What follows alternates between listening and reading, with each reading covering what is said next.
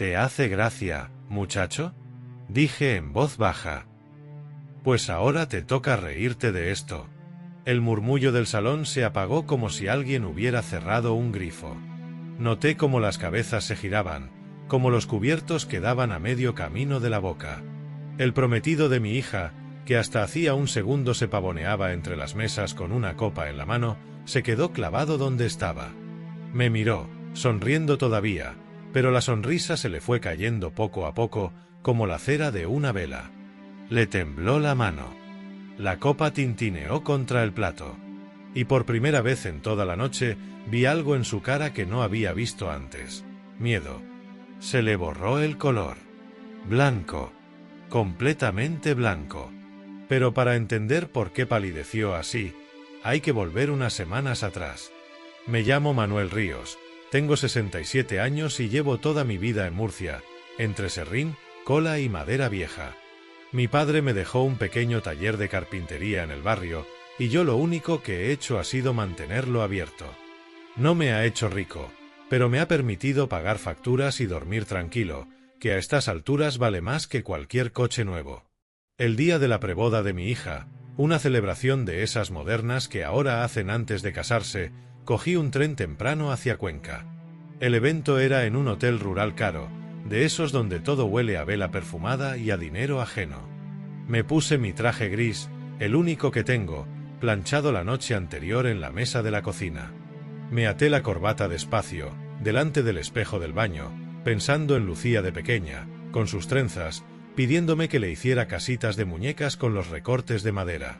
Al llegar a recepción, un chaval con barba recortada y gafas sin montura me miró como quien ve a un repartidor que se ha equivocado de puerta. Buenas, vengo a la preboda de Lucía Ríos y Álvaro Serrano, dije. Me escaneó de arriba a abajo, deteniéndose en mis zapatos gastados. ¿Invitado?, preguntó, como si dudara. ¿A qué cena exactamente? Apreté la mandíbula.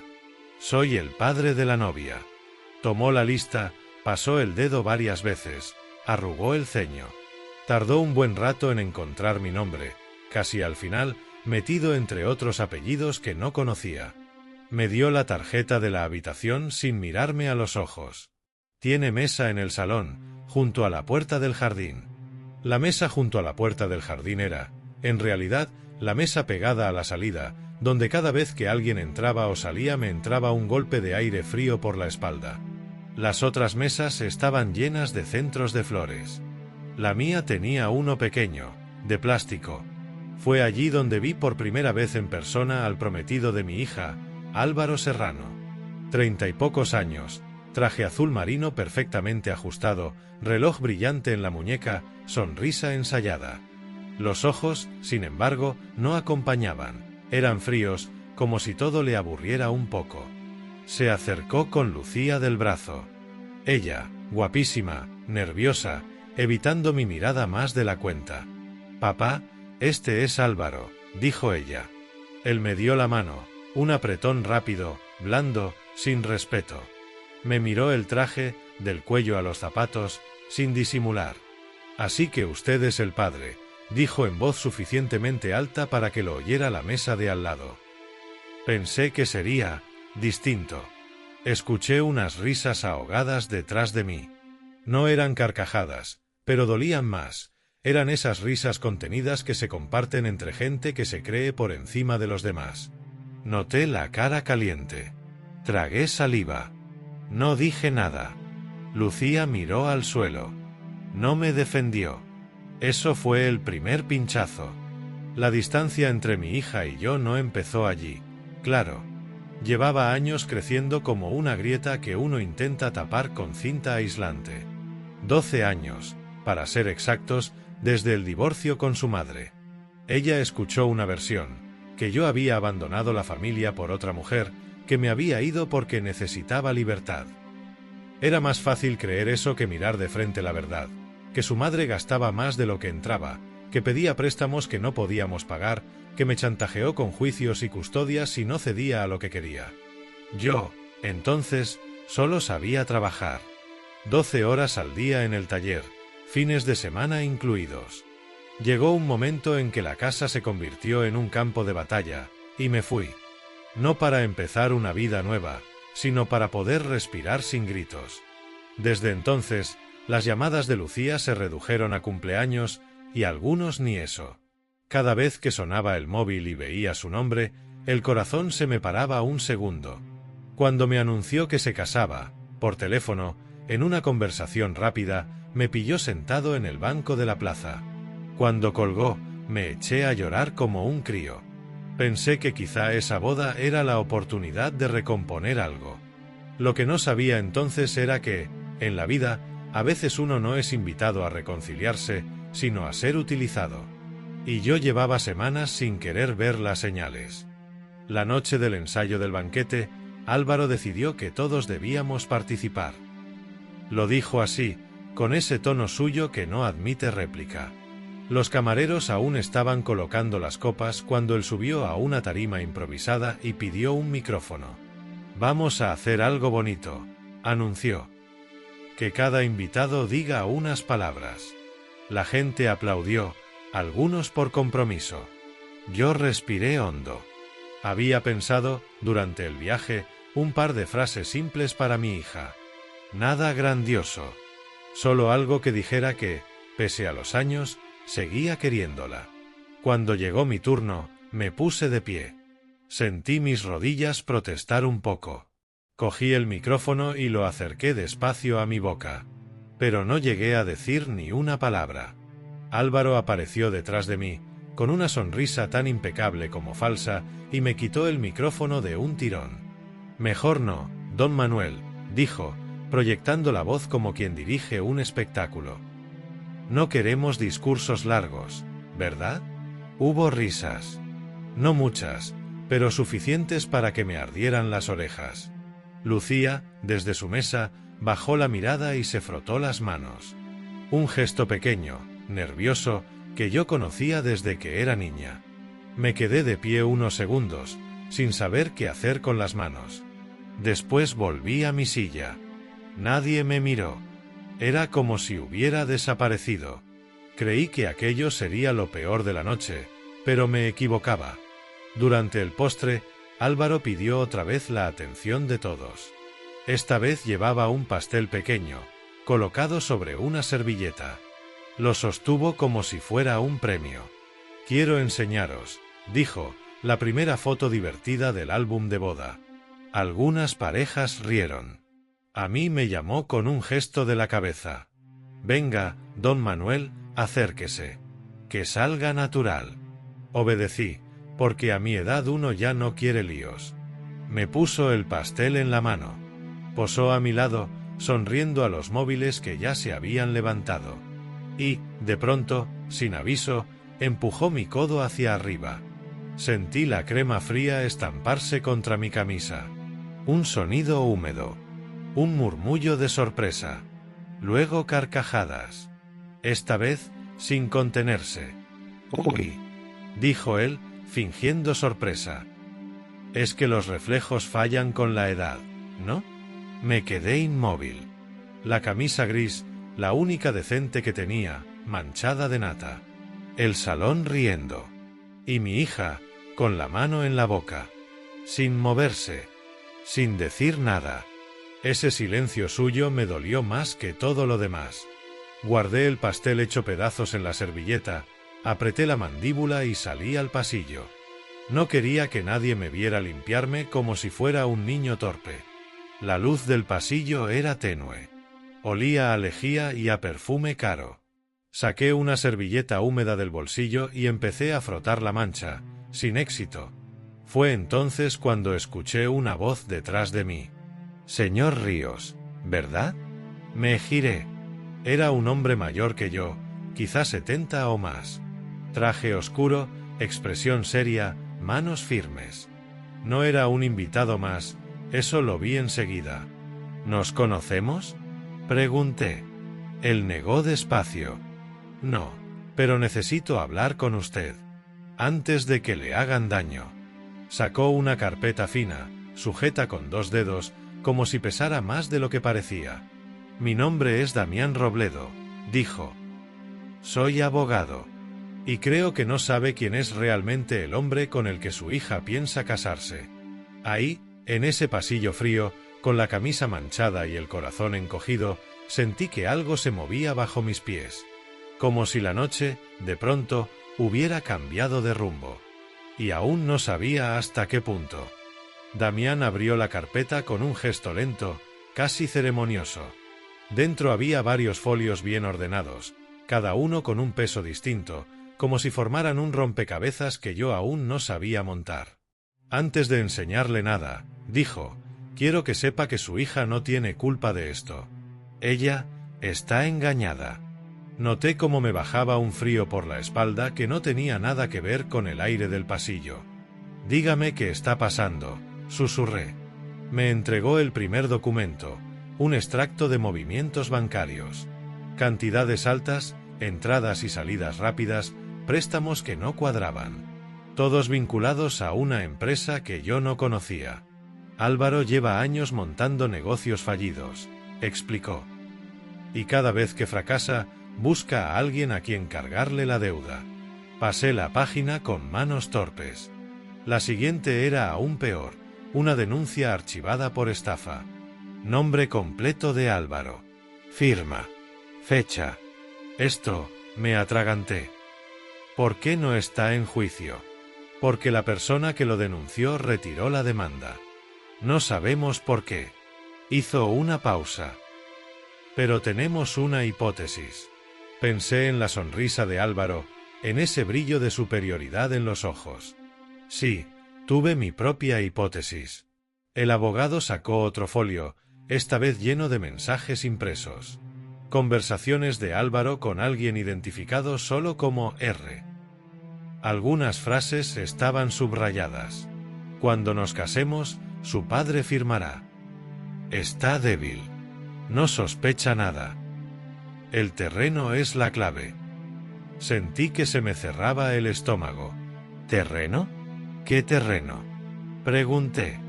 Damián deslizó la última hoja hacia mí. Un borrador de poder notarial. Mi nombre aparecía en grande, junto al de Álvaro. Allí, negro sobre blanco, se decía que yo autorizaba el uso de mi terreno familiar para un proyecto inmobiliario. Pero, ¿cómo sabe él esto?, balbuceé. Ese terreno solo lo conocen mi hija, mi exmujer y mi hermano. El abogado inclinó ligeramente la cabeza. Álvaro ha hecho preguntas. Ha dado vueltas. Tiene interés en usted desde antes de comprometerse con Lucía. Pasé un dedo por la cifra que aparecía estimada al final del documento, 280.000 euros. No ganaría eso ni juntando 20 años de trabajo. Escuche bien, señor Ríos, continuó Damián. Van a intentar que firme este poder el mismo día de la boda. Con prisas. Con excusas. Con su hija sin saber nada. Es un plan que ya han hecho antes con otras personas. Me apoyé en la pared. Sentí que el suelo se alejaba un poco. Lucía, murmuré. ¿Ella sabe algo de esto? No. El abogado negó con firmeza. Ella está enamorada. Y él lo sabe. Por eso la manipula. Cerré los ojos un instante. A mis 67 años, creí que ya nada podía hacerme sentir más pequeño de lo que me sentí aquella noche en el salón, con el pastel en la camisa. Pero esto era otra clase de golpe. Un golpe que no iba dirigido a mí, sino a mi hija. ¿Por qué me cuenta todo esto?, pregunté al fin. Damián respiró hondo. Porque no puedo ver cómo alguien destroza a otra familia. Ya lo hizo una vez. No pienso permitir que ocurra otra. Nos quedamos en silencio unos segundos, los dos en aquel pasillo frío, mientras la música del salón llegaba amortiguada. Usted decide qué hacer, añadió. Pero no permita que lo utilicen. Ni a usted, ni a ella. Cuando se marchó, me quedé con la carpeta en las manos. Pesaba muy poco, pero sentía que llevaba dentro toda mi vida. Mientras volvía hacia el salón, con la camisa aún manchada y el corazón sacudido, entendí algo que me atravesó como una flecha. No era yo el que sobraba en esa boda. Era la mentira. Y todavía faltaba lo peor por descubrir. Esa misma noche, después de que la música se apagara y los invitados comenzaran a subir a sus habitaciones, salí al aparcamiento para respirar. El aire frío de Cuenca me vino como una bofetada. Tenía la carpeta de Damián bajo el brazo, bien sujeta, como si alguien pudiera arrebatármela. Me apoyé en mi viejo Seat León, ese coche que lleva conmigo 17 años, y cerré los ojos. Quise ordenar mis ideas, pero todo se mezclaba: la burla del pastel, los documentos, el nombre de mi hija en medio de un plan que no entendía del todo. Escuché pasos acercándose. Abrí los ojos. Era Lucía. Llevaba una chaqueta ligera sobre el vestido, los hombros tensos, la mirada insegura. No era la mujer adulta que había visto esa noche, era la niña que venía a pedirme ayuda cuando tenía fiebre. «Papá», dijo bajito. Me enderecé despacio. «¿Estás bien?», pregunté. Lucía respiró hondo, como quien se prepara para algo incómodo. «Álvaro me ha dicho», hizo una pausa, «que te has puesto nervioso a propósito. Que querías llamar la atención con lo del micrófono. Dice que siempre haces lo mismo». Aquellas palabras, dichas con esa mezcla de duda y vergüenza, me atravesaron más de lo que ella imaginaba. «Lucía», respondí con calma, «no fue así». Pero no era el momento de discutir aquello. Había algo más urgente. Abrí la carpeta y saqué el borrador del poder notarial. Se lo tendí sin decir nada. Lucía lo miró. Al principio con desconcierto. Luego con un gesto que no olvidaré, los labios entreabiertos, el ceño fruncido, una sombra de miedo en los ojos. «Papá, ¿qué es esto?». «Es lo que quieren que firme», dije. «El día de la boda». Ella tragó saliva. «Álvaro dice que tú quieres quitarme la casa de mamá. Que te molesta que yo la haya heredado». Allí lo entendí todo. Él no solo me había pintado como un problema. Me había convertido en un enemigo dentro de su propio relato. «Eso es mentira, Lucía», dije despacio. «Nunca te quitaría nada. Ni la casa, ni lo que es tuyo, ni lo que te da paz. Yo solo quiero que estés bien». Ella abrió la boca para responder, pero una voz la interrumpió. «Cariño, no deberías escuchar estas cosas». Álvaro apareció desde la entrada del hotel, las manos en los bolsillos, sonriendo con esa confianza que siempre olía a arrogancia. Se situó entre nosotros como si yo fuera una amenaza. «Tu padre», dijo, sin mirarme, «está confundido. Siempre ha sido impulsivo». Lucía retrocedió medio paso. Él, sin embargo, le sujetó el brazo. «Firme.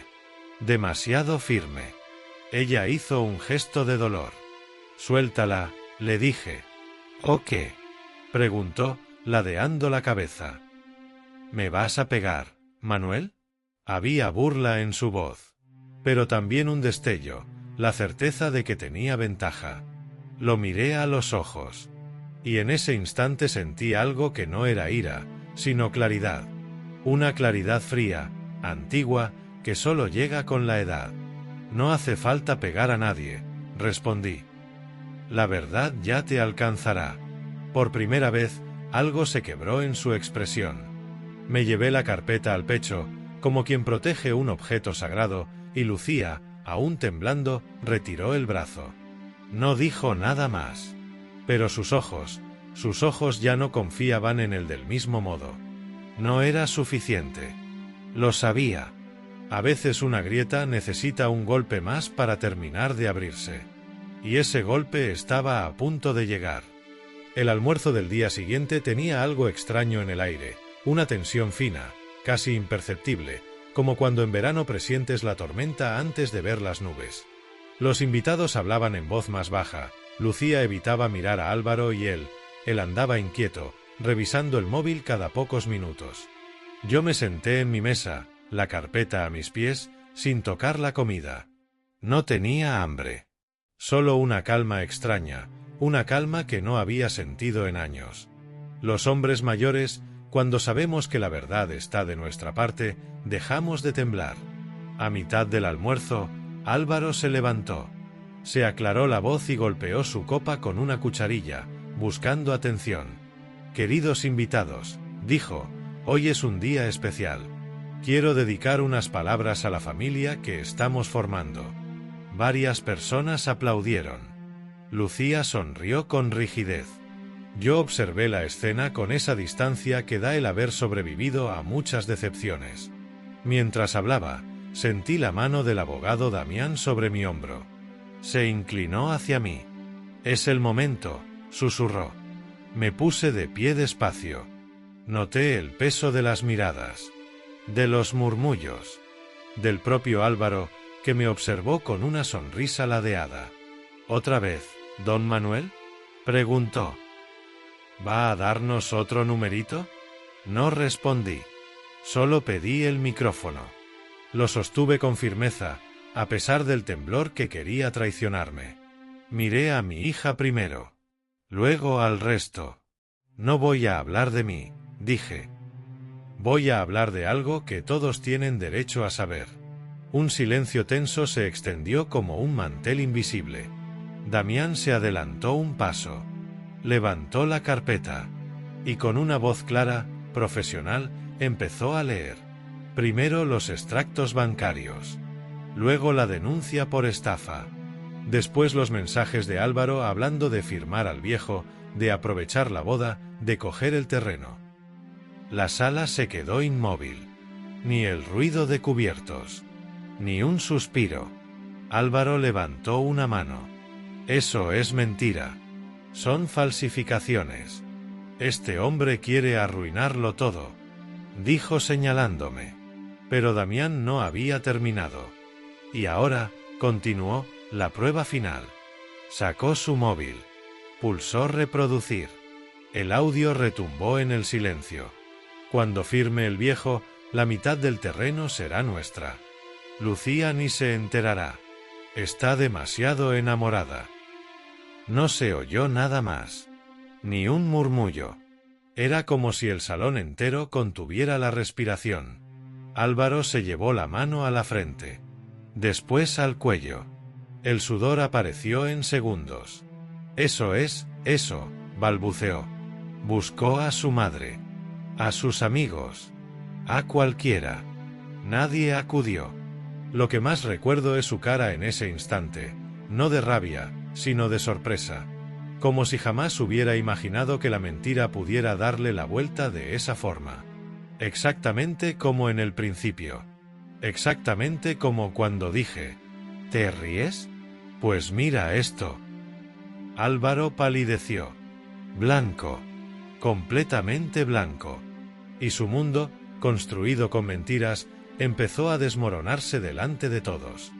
El audio terminó y el silencio que dejó atrás fue tan denso que parecía tener peso. Nadie se movía. Nadie respiraba. Era ese tipo de silencio que solo aparece cuando la verdad cae como una piedra en medio del agua. Lucía fue la primera en reaccionar. No gritó. No lloró de inmediato. Simplemente se levantó de su silla muy despacio, como si cada músculo necesitara entender lo que había pasado. Caminó hacia Álvaro con pasos pequeños, pero firmes. ¿Es verdad?, preguntó. Él abrió la boca, pero no salió sonido alguno.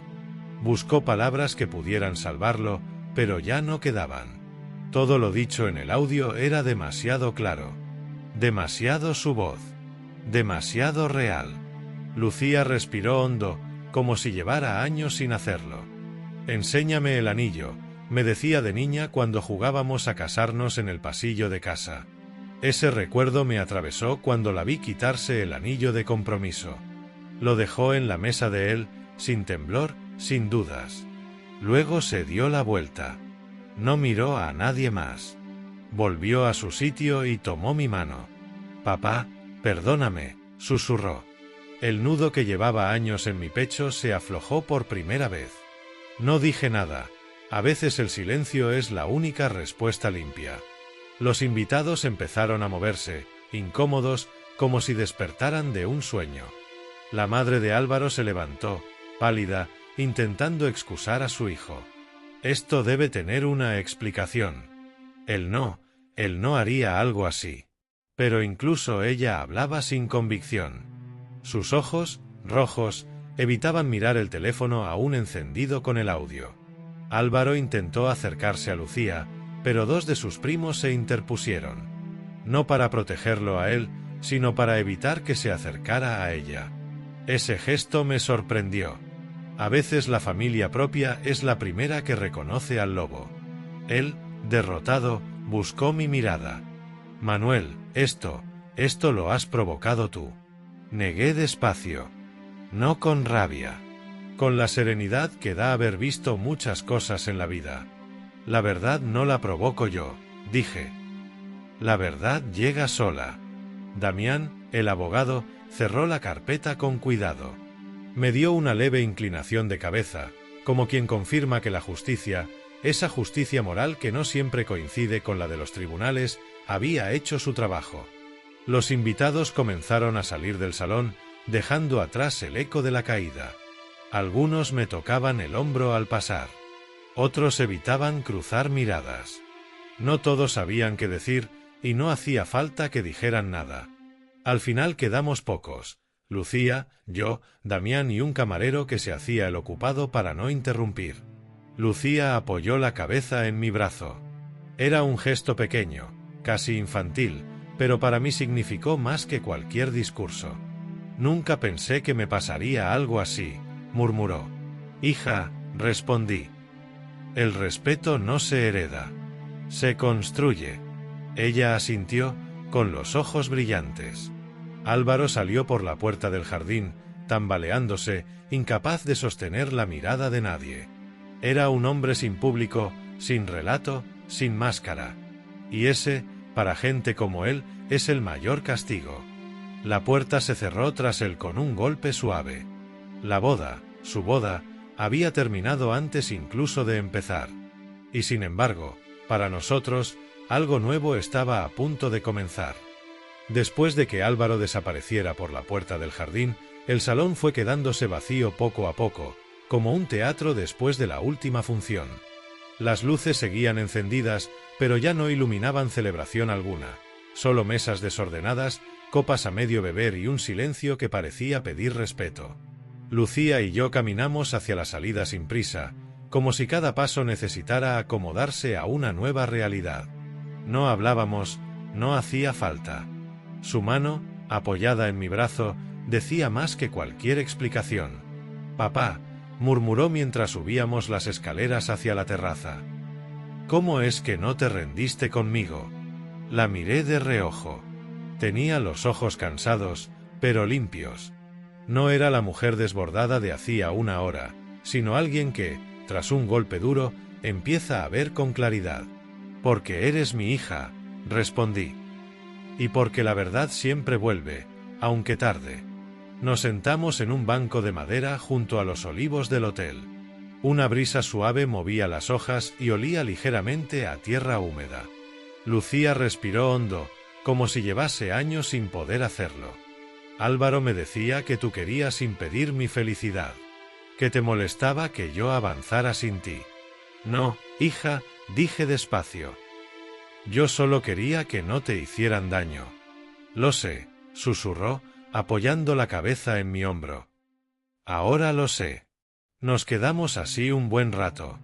No como dos desconocidos tratando de acercarse, sino como padre e hija que empiezan a recordar quiénes eran antes de tanto silencio. Más tarde, Damián salió a despedirse. Llevaba la carpeta bajo el brazo, como quien guarda un caso que ya no pertenece al mundo del papeleo, sino al de las heridas humanas.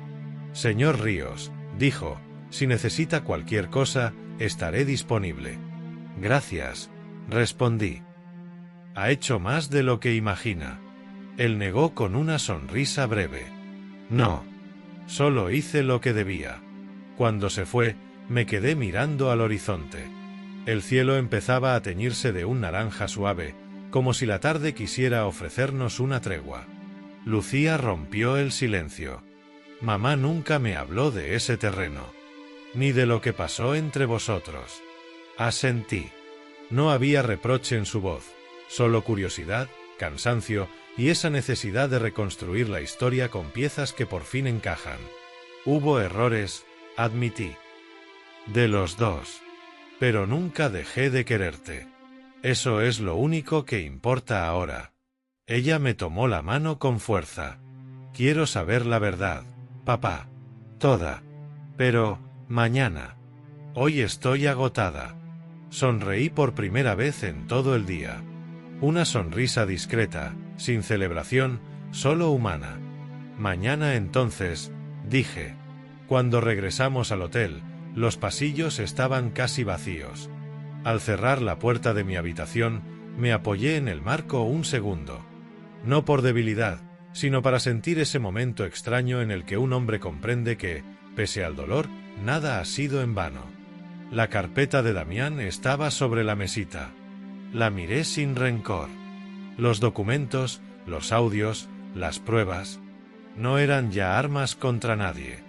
Eran simplemente la llave que había abierto una puerta que llevaba años cerrada entre mi hija y yo. Me acerqué a la ventana. Afuera, el jardín estaba quieto. Solo se oía el sonido tenue del viento entre los árboles. Por primera vez en mucho tiempo, sentí paz. Una paz sencilla, sin grandes gestos, sin victorias ruidosas. La clase de paz que llega cuando la verdad, esa verdad que caminaba lenta, cojeando, pero firme, por fin encuentra su sitio. Y supe entonces que lo peor ya había pasado. Lo que venía después, sería vida. Real. Sin máscaras. Y, por fin, compartida. A la mañana siguiente, desperté antes de que amaneciera. La habitación del hotel estaba en silencio, apenas iluminada por un resplandor azul que anunciaba el día. Me senté en la cama, sentí el crujido leve de mis rodillas y dejé que mi respiración encontrara su ritmo. No había prisa. Las prisas se las lleva la juventud. La verdad, en cambio, siempre camina despacio. Bajé al jardín. El césped estaba cubierto de un rocío finísimo y el aire fresco olía a campo mojado. Me senté en un banco de piedra con un café entre las manos. El vapor subía, tibio, como un pequeño recordatorio de que, después de cualquier tormenta, siempre queda algo que reconforta. Escuché pasos detrás de mí. Era Lucía. Llevaba una chaqueta sobre el pijama del hotel, el pelo recogido como cuando estudiaba para los exámenes. Se sentó a mi lado sin decir nada. Tardó unos segundos en apoyarse en mí, con la misma naturalidad con la que lo hacía de niña. He dormido poco, confesó. Es normal. Pensé que me derrumbaría, pero me siento tranquila. Triste, sí, pero tranquila. Asentí. La tristeza, cuando es honesta, no pesa tanto. Papá, continuó, quiero ir contigo a Murcia unos días. Necesito alejarme de todo esto. Del ruido, de las mentiras, de lo que pensaba que era mi vida. No pude evitar sonreír. No una sonrisa grande, sino esa que se escapa sin permiso. La casa es tuya también, Lucía. Siempre lo ha sido. Ella bajó la mirada, emocionada. ¿Y el terreno?, preguntó de pronto, casi en un susurro. ¿Qué vas a hacer con él? Nada, respondí. Ahí seguirá. ¿Cómo está? No se hizo para venderlo. Es lo poco que queda de tu abuelo, y de quien yo he sido toda mi vida. No necesito más. Lucía respiró hondo, como si esas palabras le quitaran un peso invisible. Ahora entiendo, dijo. Mamá, no me contó todo. Y yo, tampoco te pregunté. No hace falta removerlo todo hoy, le contesté. Hay tiempo. Nos quedamos en silencio mirando cómo el sol empezaba a asomarse detrás de los olivos. La luz dorada avanzaba lenta, extendiéndose por el jardín como una manta tibia. A media mañana hicimos el camino de vuelta. Ella recogió sus cosas del hotel sin mirar atrás. No hubo escenas ni explicaciones dramáticas. Las historias que se rompen solas no necesitan ceremonia. Conduje despacio, con la ventanilla ligeramente abierta para que entrara el aire fresco de la sierra. Lucía iba en silencio, pero su silencio ya no era distancia, Era descanso. A mitad de camino, me miró. Papá, dijo. Gracias por no dejarme caer con él. Hija, respondí, tú te salvaste sola. Yo solo sostuve la cuerda. Sonrió por primera vez desde que todo estalló. Cuando llegamos a Murcia, abrí la puerta de mi casa y dejé que ella entrara primero. El recibidor olía a madera, a lo de siempre. Lucía miró alrededor como quien vuelve a un lugar que creía perdido. Hacía años que no entraba aquí, dijo con voz baja. Pues este es tu hogar también, respondí. Cuando quieras. El tiempo que necesites.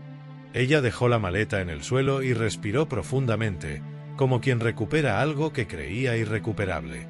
Yo caminé hasta la cocina, puse agua a calentar y preparé 2 tazas de café. Las coloqué en la mesa junto a la ventana.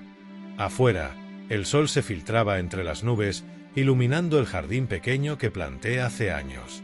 Lucía se sentó frente a mí. Ninguno de los dos habló. No hacía falta. Había paz. Una paz sencilla, sin adornos, sin discursos. La clase de paz que llega cuando la vida, por fin, vuelve a su sitio. La clase de paz que convierte una casa silenciosa en un hogar recuperado.